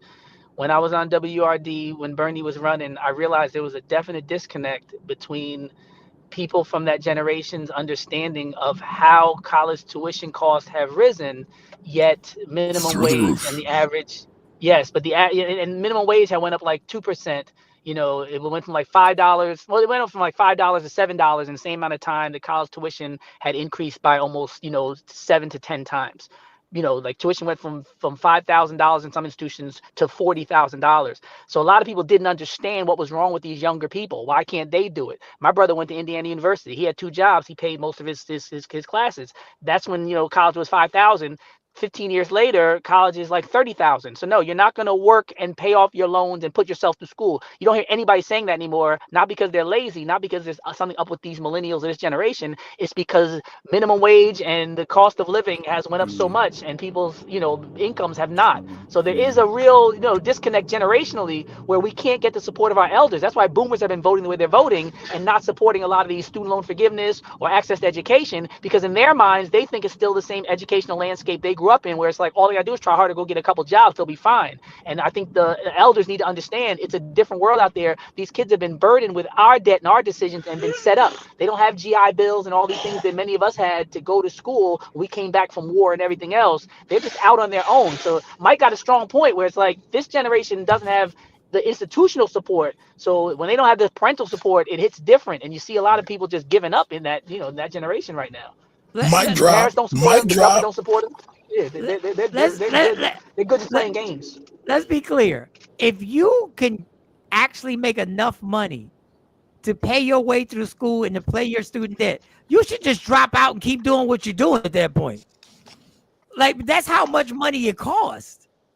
Like, if you can pay, nowadays, yes. If you can pay that much money, then it's absurd. Like, when it comes to price gouging and when it comes to what they've done with the crack cocaine that they call education and how they've risen these prices, it is obscene. It doesn't even make any sense, but that's a whole nother story. That's all. But I got another stupid dummy. We got any problem. Another problem is these kids can't find jobs in their fields when they do graduate. And the interest rates keep going up. Even if you like you paying more in interest. Like why don't the interest stop at a certain point when you're out of school is over? Just stop. You're going to never pay it off. Well, here's the thing, right? With interest rates, you would think for student loans they would be pegged kind of like mortgage rates are. They don't do that with student loans. Student loan rates are crazy. Well, it was because that's another important point when all these things became privatized. Because back with the time period I'm talking about with my brother, we're talking about Fannie Mae, Freddie Mac. We're talking about just financial aid. People were just getting the regular government issued financial aid loans. It wasn't all these predatory people coming in with these 10 and 19% and balloon type payments when you graduate. It was like you said, it was fixed. This is what you're gonna pay over your time. It might take you 10 years, might take you 30, depending if you went to law school. But yes, we're not gonna come and bring anything out the back pocket and surprise you later on. But then when these other companies got involved, all the rules changed, and the government allowed these companies to get involved and to basically offer up the next generation to be preyed upon. I'm seeing Because that's the perfect. you have a parent who had a good deal. You have a parent who said there's nothing wrong with the loan based on their experience. Yep. So a lot of times the parents were telling the kids, yeah, I got loans, no problem. Go sign up for your loan. Matter of fact, I'll sign up for loans too. Sometimes the parents and the kids got caught up in this wave because when they grew up, it wasn't like this. So there is an element where there might be some class action conversation going on in the next couple of years for parents and for students who did get deceived and taken advantage of. So and you understand that there's always some type of scamming that goes on when you file for bankruptcy, and you could file everything in bankruptcy except your student loan. You can't put that in there. We don't care if you're broke, but somehow, some way, we gonna get the student loan from you. That's That's true. That's a little weird. I wonder why. I wonder who's getting. They don't care about your Capital One, your American Express. They don't care about your mortgage. I mean, you could lose the house, obviously, and all the other. We'll take that, but somehow, some way, we know you've proven that you're broke. You've proven in front of a judge that you're broke, but you're still going to pay the student loan somehow. Well, let's take it. Kamari might be able to answer this since we're talking money. There's always these rumors about who pays the student loan when the person dies. And I've heard about partners being responsible. Is this just a rumor? What happens to the student loan debt when a family member transitions? Is the spouse responsible? Does it go to the family? What happens with that? That is a great question. I believe it is written off. But it could be attached to the estate. It might go to the estate. I'm not sure. Yeah, Jay Black might need to check into that because they're talking that partner stuff. They looking want it to break up right the families. That's why they want me and Lady Q to get divorced. So I ain't got nothing to do with her. No, you want to break up the family. Yeah. It ain't them. You want to break up the family because you don't want to. It's all systematic. It's all systematic. The racism is real. It's all systematic. I got to answer. All right. So when someone dies, federal student loans are discharged. They're forgiven if the borrower dies. Okay. This means that the borrower's family or estate will not be responsible for repaying the loan. Okay. Parent Plus loans are also discharged upon the death of the parent, borrower, or the student. Now, private student loans, and that's what Pharaoh has been putting a foot in the ass. Yes, the difference. Right. Private student loans, the policies for private student loans vary by lender, which means some of them attach to the estate. And so they're still out. Yeah. If you got these predatory joints, they're gonna keep coming, but the government understands you're dead. But these predatory loan lenders, they're like, we don't care if you're dead or not. Somebody gonna pay us. So all I'm saying is, if this is true and the debt gets forgiven, Lady Q, watch your back. That's all I'm saying. What do you mean? What is he saying, Doc? What? Yeah. Your back. What's he doing? Keep your head on I ain't gonna tell somebody, girl, watch their back.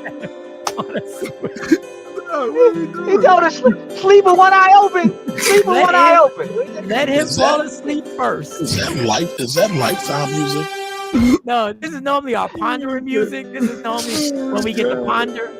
I thought that was Lifetime. I thought that was like a Lifetime story. Yeah, that was a protect Lady Q. Protect Lady Q at all costs.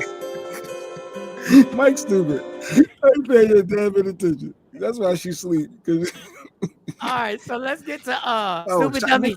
Yeah, okay, go ahead. What, Nikki? What? No, shout out to Nikki. Lady Q was telling me, I don't be on social media, but Nikki has some issues with Frontier, and I don't know why she didn't bring it up to us. And I was gonna bring that. I got to bring that up on why you didn't let us know that they played you the way they played you. And I don't know what we can do. Right. We getting paid. We can do something. So let's get this stupid dummy of the week popping. Oh, that's not stupid dummy. That's 5, 4, 3, 2, 1. Michael, Sean, and Jay Black, I need you to tell me who is the stupid dummy of the day. Yeah. So Stephen A. Smith has some comments. Okay. And I had to post it because I couldn't believe homie said it. But listen, maybe it's just me. Maybe it's just me. If y'all don't want this nomination, y'all can always say we're not nominating. We're not going to give him Stupid Dummy of the Day. But this is Stephen A. Smith's view on the Epstein list. This is what Stephen had to say about the Epstein list right here. I think we'll be okay. With all of these things that's going on, with the 2017 tax cuts reserved, with so much stuff that's going on that the left didn't want to happen, that you on the right said you wanted to happen, with the borders being closed, supposedly that being handled, with migrants being escorted out of this country in droves, according to you, and what you wanted, you're in an uproar off the Epstein list. That's all you've got. It's really, really surprising that this matters. Of course, I think there's a list, but I don't know. I suspect, but I have no knowledge, nor do I care. It's Friday night. I'm getting ready to go out and enjoy myself. I'm getting ready to have a nice weekend. I can give a damn about the Epstein client list. It has no effect on me whatsoever. I have a life. I don't understand for the life of me why this matters so much to these. I'm talking about people losing it. They're crying on camera. They're talking about resignations. They're pissed off about everything. I'm like, really? With all the stuff going on in this country, with all the power that you possess because of the cash and the influence you have because of your connection to this administration, that's why you upset at Trump. I didn't blame Trump one bit for looking at them and saying, really? That really matters to you? That's really that important? Now, maybe he had a different reason for saying it, trying to be evasive or whatever. I don't know. But I do know this. In the grand scheme of things, it ain't going to affect the lives of over 200 to 300 million Americans. I think we'll be just fine without knowing whether or not there was really, really a client list. I think we'll be okay. So Stephen A. basically is like, what's the big deal? No, that's not what he's saying. No, I didn't. Let me cook. My bad. I'm sorry. Stephen A. said, who cares about the list? Well, it's not going to change 200, 300 million people's lives. Who cares if politicians were being blackmailed and teens, young boys and girls were being used as sex slaves? Who cares that we know who took part in it?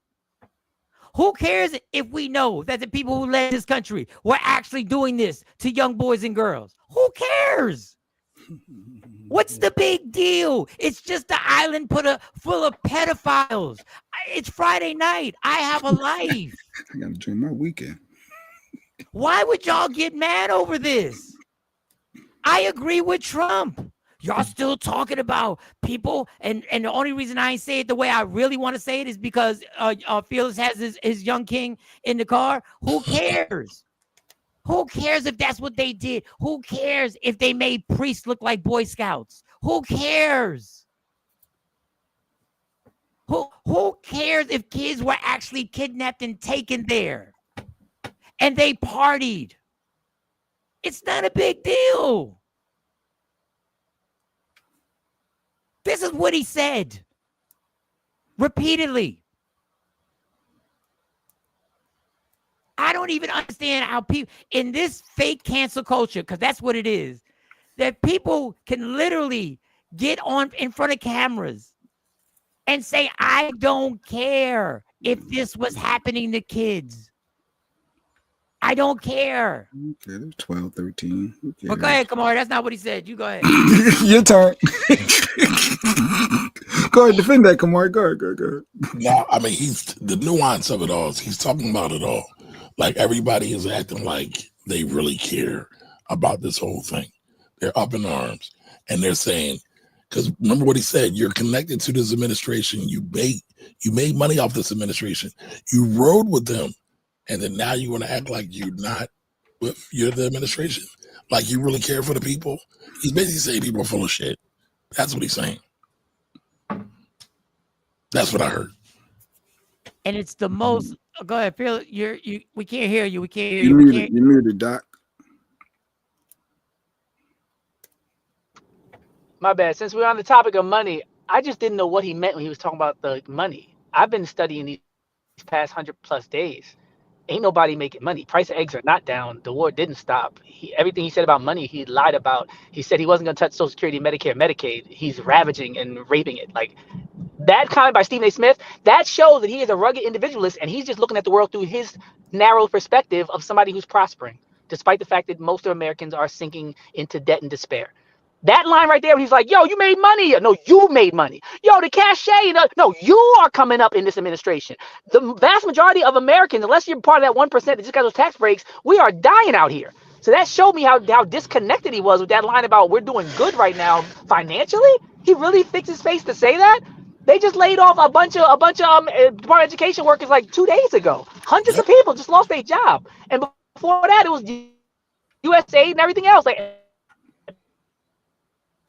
with government jobs, thousands since Doge came into power. Like, what the is he talking about? Like, the worst kind of black people that ever existed are the type like Stephen A. Smith that get promoted and pushed up when they start talking that crazy. No, we should be worried about that the same way Mike was implying. That should be the main concern. Back in the African tradition, when they would greet each other, the translation was, how are the children? We should want to know, because our nation is predicated upon how we treat and how we protect and how we prepare our children. If your children are being exploited and violated by the most powerful among us, and we support them and give them the reins of power, then our nation is headed for a sure destruction. Especially when we already know that who was on the plane. We know that pictures exist. We know that people were best friends with people for 10 years. Epstein called Trump his best friend for 10 years. Like, we have things to Oh damn! discuss. Stephen A. Smith makes 20 million a year, so yeah, so he's in that 1%. He's in Yeah, that. he's talking about himself. He's talking about him. So let me speak on these nuances, which Kamari had the right to. He was clear. He made a point where he's going, oh, now you guys are mad because you guys wrote out with him for all the other evil stuff, which would be, which I would understand if it wasn't the fact that you can't say now you're mad because you found out they were doing this to kids. Yes. Even if you say, oh, you weren't mad at the racism, you weren't mad at the sexism, you weren't mad at you weren't mad at that, and now you're going to be mad at this. That's a bad example to say you're going to be mad at this. Yes. Yes. Well, no, the problem is they knew. I think the problem, Mike, is they knew when they voted for him that he was connected to this because they didn't get new information yet. They're just mad about what's being withheld. But they knew, all the stuff I named, they knew that Jeffrey Epstein and Donald Trump were best friends for over a decade. They knew that there were rumors of him with girls on his lap, topless, and stains on his pants with people laughing. They knew they knew that Virginia Dufresne, the main complainant in the case against Jeffrey Epstein, was 17 and homeless and mysteriously working at Mar-a-Lago, owned by Donald Trump, when she met Jeffrey Epstein. That was the recruitment ground. A homeless underage girl was working at Mar-a-Lago who ended up being violated and trafficked by Jeffrey Epstein when they were best friends. They knew all of this and voted for him. So I do think there is something to be said where, oh, now you mad because no, you voted knowing all. He said, I want to grab him by the vagina. When you're a star, you can just do this. He said, I owned the Miss Universe pageant with the underage girls, and I was able to walk back there while they were getting changed because I was the owner. He was accused of rape by his own ex-wife, and there's at least 30 other people who accused him of SA. They knew this. He said if his daughter wasn't his daughter, he'd be dating her. He said and done all of this, and they still voted for him. So yes, there is a hypocrisy, and oh, now I'm mad because I didn't see the paperwork. There's a problem there. And then the funny thing, a lot of this kind of went away. But then when him and Elon had their bromance breakup, he brought it back up and was like, yo, what about this? You in the files. You in the Epstein files. That's why you won't release them. Afro Queen mentioned that he did run on a whole, he championed the child protection. He's for the kids. Like, he wanted to protect the Daniels kids. were the only ones involved in Pizzagate, so it's running their thoughts of reality. It is deeper than stupid list. Public is mad because evil people get away with anything away again, while us normal people go to jail for our crimes. Absolutely. And I just want to say everything Dr. Smith said is absolutely correct. My brain just explodes when Stephen A. says, I agree with Trump. Why are you bringing it up now? This is not how you handle this with the nuance. What you say is, yes, if you want to say you knew, yes. All right, you did. You were wrong. Now, we don't move on. Whether those people are wrong or not, now is not the time to move on. And I agree. And you demons who voted regardless and didn't care about everything that we just brought up, it still don't make you right. But I'm not gonna say we can move on now. No, now that we're here. No, you're right. I'm 1,000% with you, Mike, on what to do in the moment. I'm just saying that because we're discussing it on a podcast. No, absolutely, yeah, absolutely. But normally, yeah, this is a and I'm saying this is the first thing we've agreed on in like 8 to 12 years. We are going full throttle with this. We are not letting this go. Only thing on the agenda is releasing those Epstein files, because I think that will destroy Trump's presidency and legacy. And I'm going to use it as a cudgel and a weapon to destroy him, because the enemy of my enemy is definitely my friend, even if it's MAGA right now. Marjorie Taylor Greene is talking the same way that Jasmine Crockett's talking as far as these files. And when we can get that kind of synchronicity and that kind of overlap in this Venn diagram politically, where we're saying the same things and on the same page, you got to use that to your advantage and play politics. It's not a time to be talking about hypocrisy. It's time to win politically. And I'm with you, Mike. Right now, if they're hypocrites, I'm not worried about it. All I want is Trump to fall. And if they want Trump to fall, then release the files, release the files, release the files all day, every day till he's gone, or Bondi or Kash Patel, and all of them get fired. I'm with you. I'm playing the game like they play it, because that's what they do. They grab one little issue like transgender bathroom, and they'll say it for 5 years to make sure they win. So I'm taking my little issue and blowing it up the same way. Let's play the game. I think Pam Bondi ran them files through the shredder. I think she ran the files through the shredder. But the only problem with that is those aren't the only copies of the list. This ain't Watergate. The file that was on her desk, I think it got ran through the list. And for all the people, and this is what I want to say, for all the people at Pam Bondi's neck, understand, y'all, she's nobody. Did she work for Trump? She's nobody. They say this, and she says that. They say, now say this, and she says that. They say, now don't say this and say we didn't say that, and she says that. And they tell her to go up there and say, it wasn't, you didn't mean a file, you didn't mean a list, you meant a file. So my buddy said, you know what happened with Pam Bondi? She ran through the file. She was like, oh, boss, you in here all through it. You might not want to share this. And your billionaire friends that pay you, they all up in here. And let me tell you, nobody in Washington wants these files out. But he ran on that. He said, when I win, I'm going to go ahead and I'm going to release them. Yeah, because that's the dummy that he is. JFK, MLK, he said, I'm releasing all of them. Who wants some? Who you get a file? You get a file. What's up? I'm Oprah out here. All of it was redacted. They play in our face Stuff all that had the already time. been released. Yep, they play in our face all the time. All right, let me get because I need a quick break. I gotta walk off for a second. You got another no lies detected or something? Oh, you know what? Let's see if I can find one. You know what? This Breakfast Club thing for some reason got me annoyed. So the Breakfast Club did an interview that's going the highest level of viral, because it had to do with a streamer who they interviewed, Neon, white boy who just has always annoyed me, but he's in another stratosphere when it comes to the streaming thing. And I don't even know if I have the energy. So he gets on there, and the Breakfast Club give him the business, right? They give him the business. And here's the clip. A lot of y'all may not be familiar with him. If you're on TikTok, you know him. If you're on Twitch, you know him. These are the stars of social media. Aiden Ross and this kid, they are the superstars. Like, because of our age, we don't look at that. When it comes to media, they're bigger than any star that you know. They're bigger than Casanat? Because that's all I know. No, that's the level that these are on. These are the ones that are on that. And this kid had said some racist comments about Casanat when he was like 16, something like that. So this is the Breakfast Club interview, and play this real quick. Let me see. Oh, racist though. Yo, stop right there. They're like, fuck this black bitch, you. monkey, watermelon, shit emojis. I'm literally looking and I don't see any of that. What? It says they race baiting. It says fuck the short hair monkey. They race bait.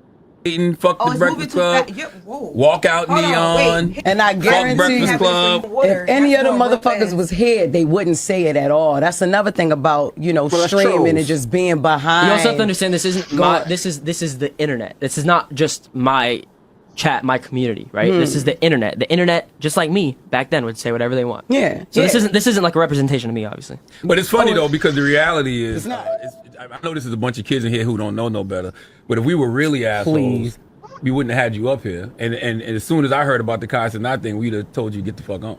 I mean, disrespecting somebody's mom and then saying that shit about Harriet Tubman. If we were really being assholes and really trying to belittle you, you'd have told you. I understand that, man. I just feel like at the end of the day, you can't hold something against someone if they're changing and becoming a better person. And But how understanding. do we know you're changing, and how do you expect people to really believe you when you built your whole platform on being a liar? Of course, and no one has to believe me. And at the end of the day, if you don't believe me, you don't have to believe me. But if you actually sit down and watch my streams and understand the growth, then you see it. And if you don't, it's fuck you. growth. It's like at the end of the day, I'm not here to prove anything to people. I can do the best I can. People could judge me. I don't care. I respect growth. People always evolve. But and if no one wants who I was at 21 is not who I am right now, and that's the same with you. I respect. I respect growth. I already told you that. Already. I respect growth.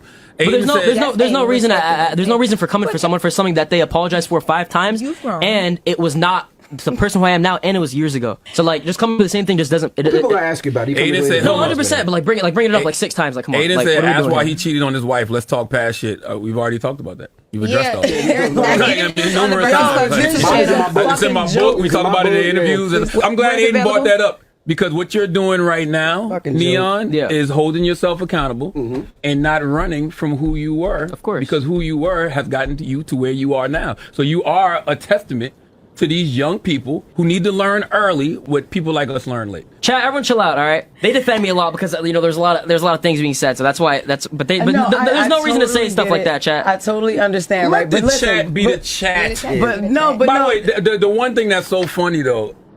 So it went on, and they gave him the business, and the Kai Cenat, he made some crazy, I'll knock your mom down, I'll have sex with her like Harriet Tubman, I'm paraphrasing. Then the one he called Kai Cenat's mom a black bee and said she looked like a fat Harriet Tubman. Wow. So y'all comment real quick. Y'all this is and Aiden Ross. He decided Aiden Ross. He decided he was gonna comment, and he put his thing up. Bro, that girl's the monster, bro. This girl right here, chat. You eat every day. Let me just tell you something about her. Give me a second, all right? Okay. Let my brain process. Not only does this bitch look like a man, but chat, listen, bro. She was getting on camera and shit like that. You know what I'm saying? She was getting fucked on camera a lot. ARL, y'all found that shit. She was getting on camera, and she called me a cracker. You know what I'm saying? We'll get to it. I'll respond when I hear it. But she called me a cracker. She thought she did something. The word cracker doesn't necessarily piss me off. It pisses me off that she was trying to be racist. Like saying the word cracker is not racism. Yeah. Okay. All right. So that was a small response. But that was the same white boy that they were just talking. No, that was a bigger streamer, Aiden Ross. Okay. Yes. He's like in an elite status, and I saw all this, and what the kid said was disgusting, and calling him out, and y'all gonna get mad at me. Calling him out is I ain't got a problem with calling him out. I just want to know where all this smoke was when Snoop Dogg was in the studio. That's a good point. I just want to know where all the smoke was. If you're offended by what he said about Harriet Tubman, what do you think Harriet Tubman would think about what Trump is doing? And you sat up there and you allowed the softball questions of Snoop Dogg, who took part in the celebration of a victory of a man who runs a regime. Where was all this smoke when he was there? Yeah, Snoop off the hook. Yeah, you didn't probe Snoop. You didn't double down. Yeah. Where was the bullying? Where was the holding people accountable? Why did you not bring up the clips of what Snoop was saying about people years ago when they performed? And he was calling them all types of slurs. And he was calling them. Why did you not do this? What was it? 30 years for 30 minutes? Yeah. Some ridiculousness. And y'all let him ride that out. And y'all let him give that stupidity of 30 years for 30 minutes as if he had been a civil, a civil. He was marching in the streets for 30 years. Civil rights icon. Right? He was with Jesse and them. He was with Martin. Like he was risking his Snoop, life. yo, past that. It's crazy out here. Past that. We gonna get our rights. Where was this? Y'all picked the little boy that y'all knew y'all could bully, that you knew that y'all thought there would be no consequences, because the consequences are going to be these streamers.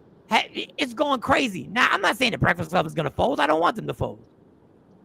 But y'all chose the safety punching bag to go at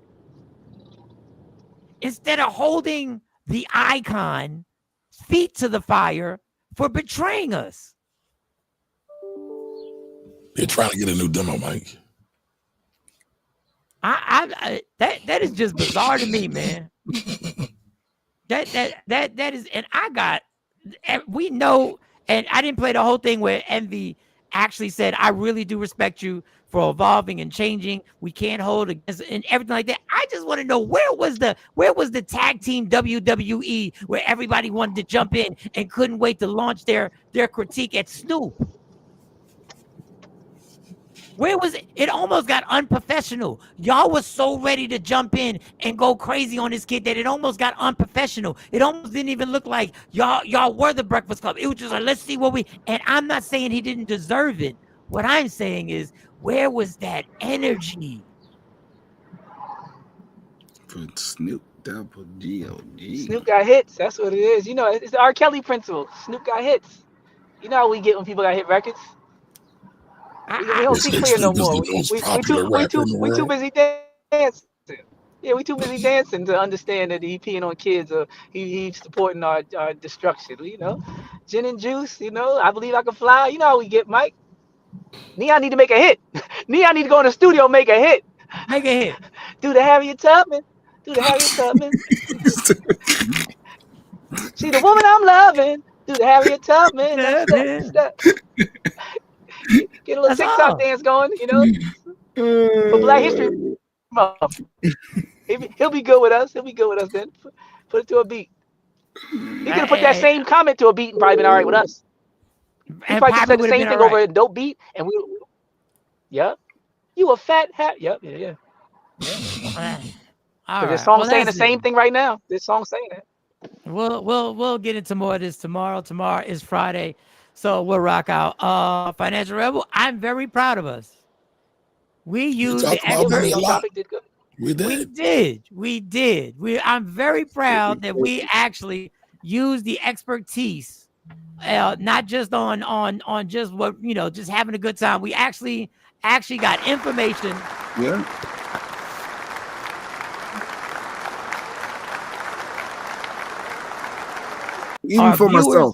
Even for myself, I need to get some insurance. So we did. You know what that means next week, right? Solo.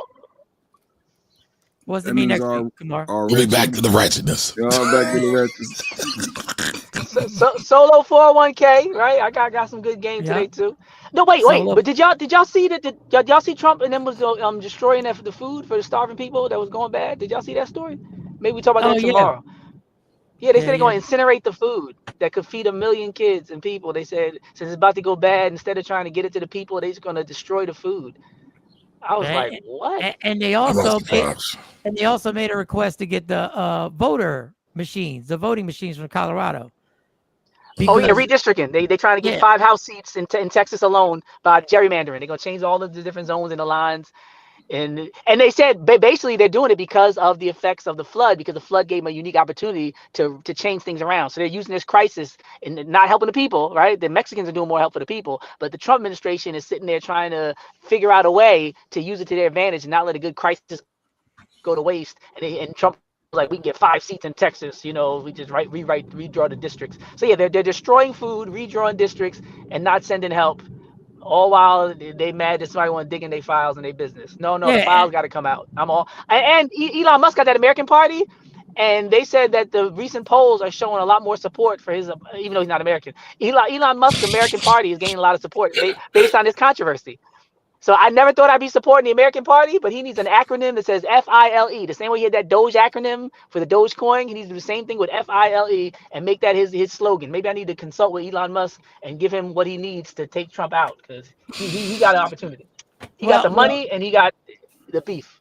The Gary Mandarin that's going on is separate from them wanting to get the voter machines data from Colorado, because in Rockland County, they've been given the okay to do the recount, do a hand recount, because in Rockland County, they said Kamala got 0 votes. So a lot of people are thinking that they are now trying to cover their tracks, because if a judge said, okay, it's okay to recount, it won't be the last place that recounts. But we can get into all that. Vigilante tomorrow. Inc. Let's go. Hold on. That's the movie, Vigilante Inc. Put Ann's comment back up, Jay. Come on now. He holding us accountable. Yeah, I saw you. You was late. Everyone invest. Yes, I did. All right, so you invested this morning, Mike.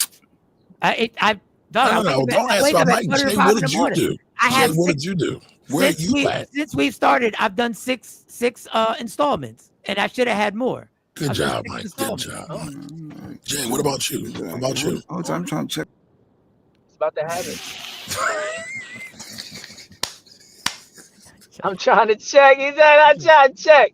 That's all it takes. No. Give me a minute. Give me a minute. I'm trying to do something. Yeah, I gotta check. I got a private call. Hold on. I think it's Lady Q calling. Hold on. Go ahead. Yeah. Hey, Lady Q, watch your back. Watch your back. If it's Lady Q, watch your back.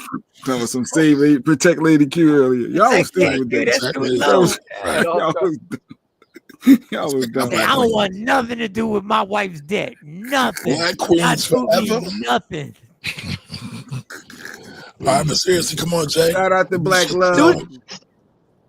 Invest your $10, Jay. Come on, Black Queens forever. Black Queens, Black sisters. Black Queens forever. Student loans never. Black Queens forever. Student loans never. Love me for who I am, not who you want me to be. I can never be that. Understand there's only one thing in life that's guaranteed. It won't end. So enjoy every minute, every second. You fight for everything you love. Fight for your happiness. Never let anyone, anything, or any circumstance take it from you. God got me. God got you. God got us. WokeUpInspired.com. You want the merch? Hit that up. WokeUpInspired.com. Lady Q got you. You want something customized? Customize it tonight. I will be in comedy in Harlem. So check me out tonight if you're in New York City. Miss Parker, I will see you tonight in comedy in Harlem. It goes down. We gone. Go on in. Michael Sean and the Takeover Legend, where the truth hurts, but also makes you laugh.